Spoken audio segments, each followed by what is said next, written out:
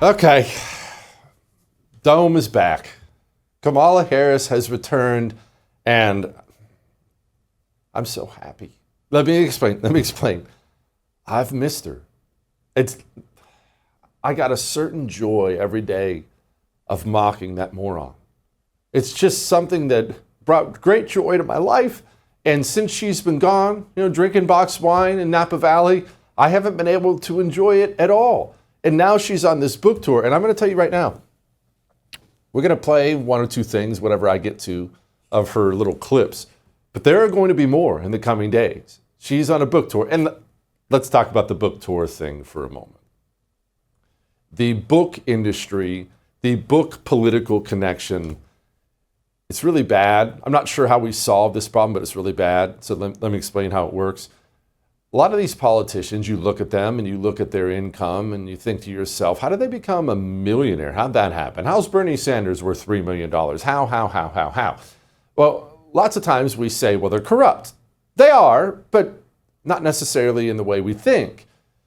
That money oftentimes comes from book deals. Okay, well, you can understand that. I can understand that. Surely a lot of people want to buy these books.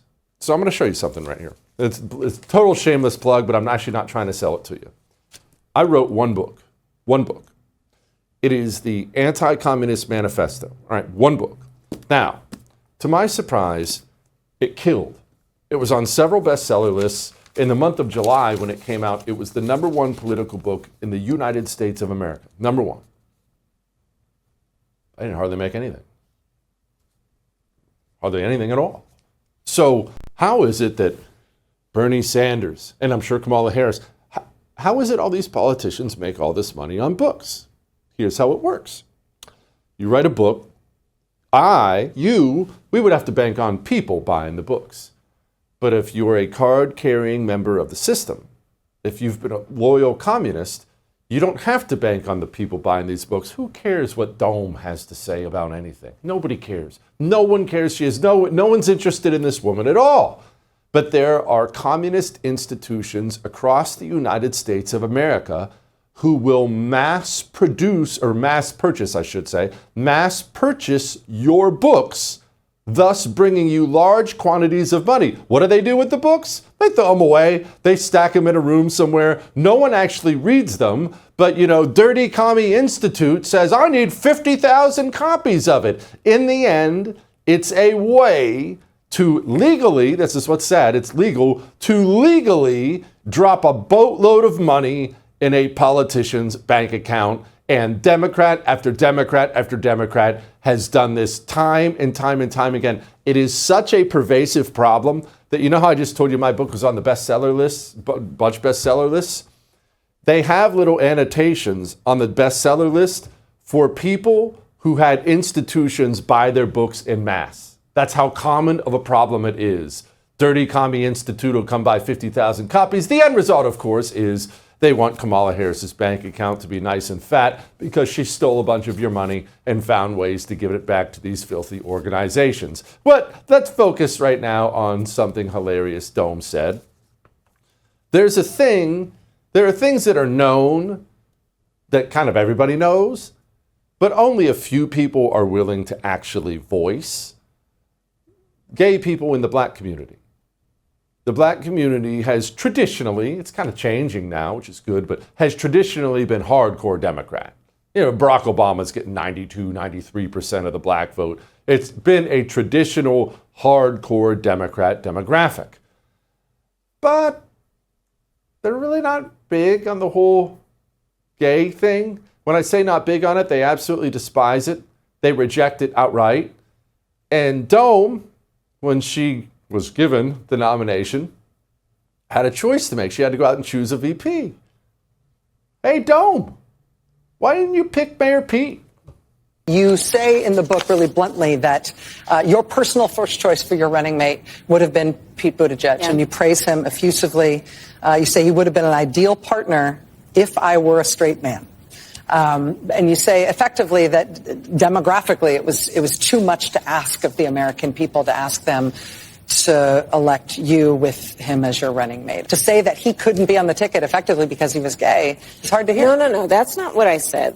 That he couldn't be on the ticket because he is gay. My point, as I write in the book, is that I was clear that in 107 days, in one of the most hotly contested elections for President of the United States, against someone like Donald Trump who knows no floor,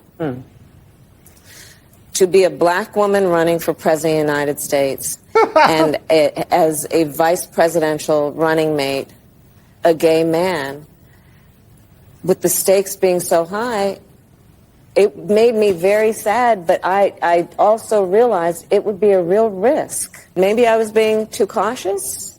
You know, I'll let our friends, we should all talk about that. Maybe I was. But that's the decision I made.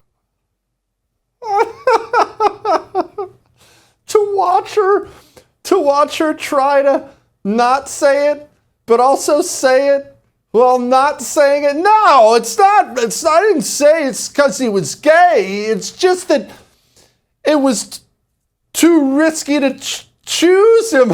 And of course, they'll never just come right out and be honest about why. Why? Hey, get down to the nitty gritty, Dome.